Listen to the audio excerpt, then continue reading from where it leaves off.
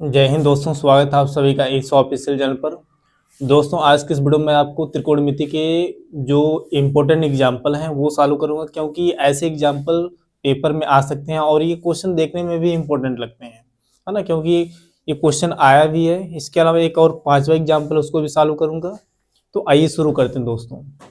तो क्वेश्चन यहाँ पे लिखा है कि समकोण त्रिभुज ABC में जिसका कोण B समकोण है, यदि tan A बराबर 1 है तो सत्यापित कीजिए कि 2 sin A into cos A बराबर 1। तो आपको सबसे पहले जिसमें सवाल में जैसा भी दिया गया इसको पहले आपको पढ़ना है, जो जो दिया है उसको आपको नोट कर लेना है ना। तो इससे सवाल आसान बन जाता है। तो जैसे कि पहला पॉइंट इसमें क्या लिखा है कि समकोण त्रिभुज ABC में, तो सबसे पहले आपको एक समकोण त्रिभुज ABC बनाना है, ठीक है। तो चलिए दोस्तों बनाते हैं एक समकोण त्रिभुज ABC, ठीक है। अब इसमें करना क्या, पहले तो आपको देखना कि क्या क्या दिया, नोट कर लेना। इसमें दिया है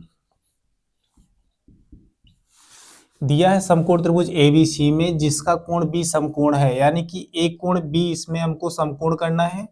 समकोण मीन्स 90 अंश, मैंने आपको बताया था समकोण मीन्स क्या होता है, 90 अंश। अब आपको ध्यान क्या देना है इसमें, यदि बोला है कि tan A बराबर 1, तो आपको ध्यान देना एक कोण, हम A को इसको मुख्य कोण मान ले रहे हैं, बाकी यहाँ पे C बचेगा, C यहाँ लिख देना आपको। और यहाँ पे बन भी गया एक समकोण त्रिभुज ABC, ठीक है दोस्तों। अब क्या करना है कि आप लिखिए जो जो दिया, इसमें दिया है समकोण त्रिभुज ABC में, समकोण त्रिभुज ABC में कोण B बराबर 90 अंश, ठीक है, जिसको हम लिख सकते हैं समकोण भी, है ना। समकोण मतलब 90 अंश, ठीक है। आगे इसमें दिया है tan A बराबर 1, तो इसको भी आप लिख लीजिए tan A बराबर 1। क्योंकि दोस्तों जो tan A का त्रिकोणमितीय अनुपात होता है वो क्या होता है, लंब बटे आधार। तो यहाँ पे हम लिखेंगे लंब बटे आधार बराबर 1। अब दोस्तों इसमें ध्यान के देना, मैंने आपको बताया था कंसेप्ट वाले वीडियो में कि जो मुख्य कोण आप मानेंगे उसके सामने वाला साइड हमेशा कौन सा होगा, लंब होगा, ठीक है। और जो 90 अंश के सामने वाला साइड होता है वो क्या होता है, कर्ण। और 90 अंश और मुख्य कोण के बीच में जो साइड बनता है वो क्या होता है दोस्तों, आधार होता है। अब यहाँ से आप देखिए जो लंब रहेगा उसका नाम लिख लेना। लंब इसमें कौन साइड है, BC साइड है, तो आप BC लिख लेंगे। आधार इसमें कौन सा है, AB है, तो AB लिख लेंगे इसको, बराबर 1। तो दोस्तों इसको हम 1/1 भी लिख सकते हैं, ठीक है। तो अब करना क्या है, आपको ध्यान देना है कि इसको हम अनुपात के रूप में भी कुछ इस तरह से लिख सकते हैं, BC अनुपात AB बराबर K अनुपात K। तो K दोस्तों एक धनात्मक संख्या है। जैसे ध्यान देना कि अगर हम कोई त्रिकोणमितीय अनुपात लिखते हैं, मान लीजिए साइन थीटा का अनुपात हम लिखते हैं, मान लीजिए कुछ वैल्यू ली 4/5, तो इसके साथ हम K मान ले रहे हैं। K मानना क्या है, एक अच्छा माना जाता है। जो K अगर हम मानते हैं तो K इसमें दिखाता है इसका कोई गुणज ही होगा। जैसे हो सकता है 2 होगा ऊपर तो नीचे भी 2 होगा, ठीक है।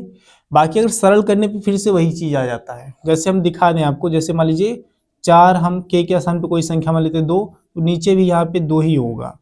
अगर सरल करते, अरे इसको सॉल्व करते हैं दोस्तों, तो 8 बटे कितना आता है, 10। तो K, और K केवल इसमें एक धनात्मक संख्या है।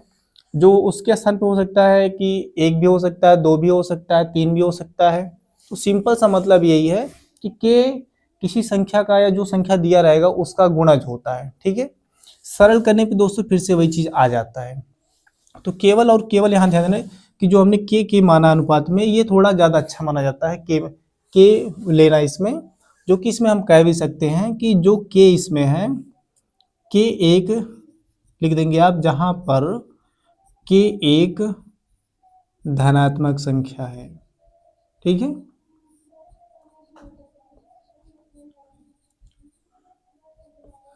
अब दोस्तों आपको दिख रहा होगा कि BC का वैल्यू यहाँ पे K दिखा रहा है, AB का भी K दिखा रहा है, लेकिन आपको दिखाई पड़ रहा है कि AC का कुछ वैल्यू नहीं है। तो इसके लिए हमको करना क्या है, पाइथागोरस प्रमेय लगाना है इसमें। तो यहाँ से आप ध्यान दीजिए, आप लिखिए यहाँ से त्रिभुज ABC में, चूंकि कोण बी बराबर यहाँ पे 90 अंश बता रहा है, जिसको हमने आपको बताया कि समकोण, है ना, समकोण। अब करना क्या दोस्तों, अगर एक कोण समकोण त्रिभुज में 90 अंश है तो वहां पे हम पाइथागोरस प्रमेय लगा सकते हैं। तो यहां से आप लिखेंगे इसलिए पाइथागोरस पाइथागोरस प्रमेय से। तो पाइथागोरस प्रमेय दोस्तों है क्या, आप कहेंगे कर्ण का वर्ग बराबर आधार का वर्ग प्लस लंब का वर्ग। ठीक है, अब यहां दोस्तों करना क्या है, आपको मान रखना है। कर्ण इसमें कौन साइड है, एसी साइड है त्रिभुज में, तो आप क्या करिए यहाँ पे एसी लिखिए, एसी का स्क्वायर बनाइए बराबर आधार इसमें कौन सा साइड है, आधार आपका ए बी है तो ए बी लिख लीजिए, ए बी का स्क्वायर प्लस लंब कौन साइड इसमें है, लंब आपका बी सी साइड है, तो बी सी साइड यानी कि बी सी भुजा का स्क्वायर करना आपको। ठीक है, अब यहाँ से आप वैल्यू रखिए, बी सी और ए बी का मान रखना आपको दोस्तों। तो चलिए दोस्तों, ए सी का स्क्वायर बराबर क्या होगा, ए बी का मान कितना, देखिए ए बी का मान के है तो आप के का स्क्वायर बनाइए प्लस बी सी का भी मान के है तो के ही लिखिए, के का स्क्वायर करिए। अब आगे थोड़ा अगर सॉल्व करते तो ए सी स्क्वायर बराबर क्या होगा, के स्क्वायर प्लस के स्क्वायर कितना होगा, 2 के स्क्वायर। ठीक है, अब थोड़ा आगे हम दोस्तों सॉल्व करेंगे ऊपर।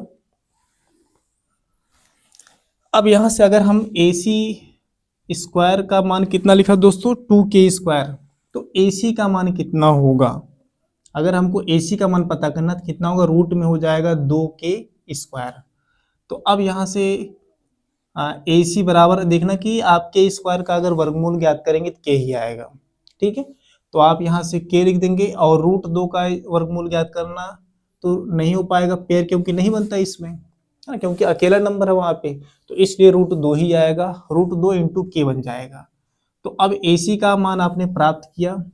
चूंकि हमको इस सवाल में ध्यान देना है कि सिद्ध करना है या सत्यापित करना है कि 2 sign A into cos A बराबर 1, तो इसके लिए पहले हम दोस्तों क्या करेंगे, साइन ए और कॉस ए का मान ज्ञात कर लेंगे, तब इसके बाद हम इसको सिद्ध कर देंगे जो भी एक है वहां पे। ठीक है, तो चलिए दोस्तों निकालते हैं। इसलिए यहां से लिखेंगे, इसलिए साइन ए बराबर, साइन ए का त्रिभुज में क्या अनुपात होता है दोस्तों, लंब बटे कर्ण, लंब बटे कर्ण।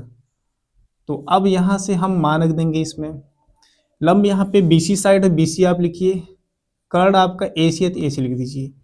बीसी का मान दोस्तों यहाँ पे दिखा रहा है कि के है, तो आप के लिखेंगे यहाँ पे। अब बटे एसी का मान आपने देखा, ये जस्ट आपने निकाला भी यहाँ पे कितना है, रूट 2 इंटू में के।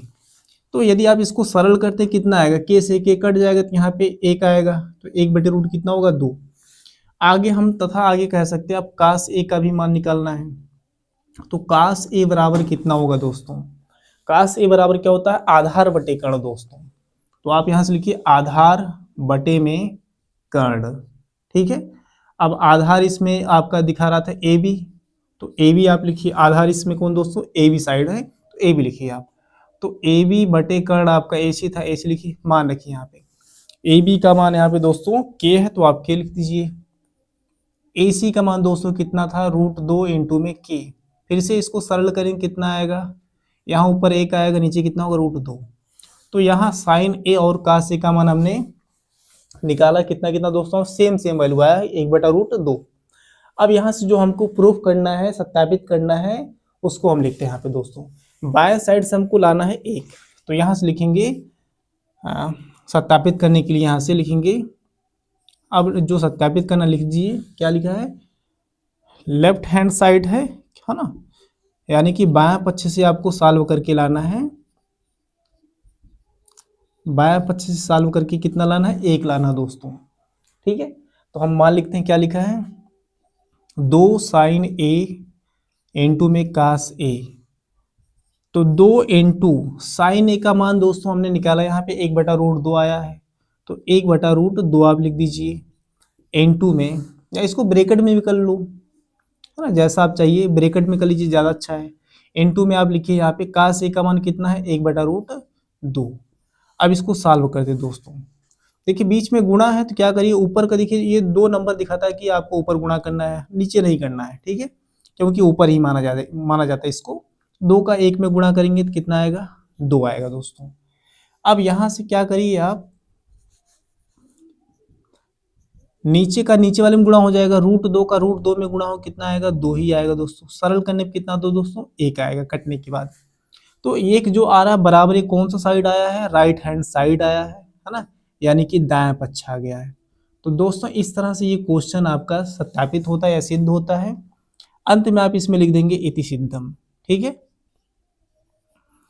तो दोस्तों इस क्वेश्चन में आपको किसी भी प्रकार का डाउट नहीं होना चाहिए। अगर इसमें कोई भी डाउट है तो आप पूछ सकते हैं। अब हम अगला क्वेश्चन जो है 5वां सॉल्व करते हैं, इसको आप नोट कर लीजिएगा दोस्तों। दोस्तों अब हम उदाहरण नंबर 5 को सॉल्व कर रहे हैं, जो कि ये भी क्वेश्चन आपके लिए इंपॉर्टेंट है।